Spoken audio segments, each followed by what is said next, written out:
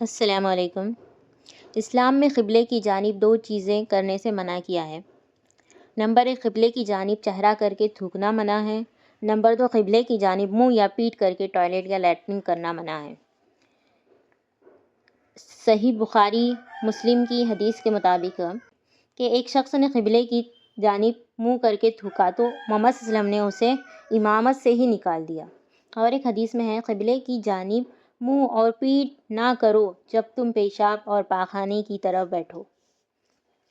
ہم لوگ کیا کرتے ہیں، بس اس کے برعکس کرتے ہیں۔ ہم لوگ جب کچھ بھی کھاتے ہیں گندی چیزیں جیسے ماوا گٹکا وغیرہ، تو ہم کیا کرتے ہیں، اسے بس روڈ دیکھتے نہیں، اس پہ تھوک دیتے ہیں۔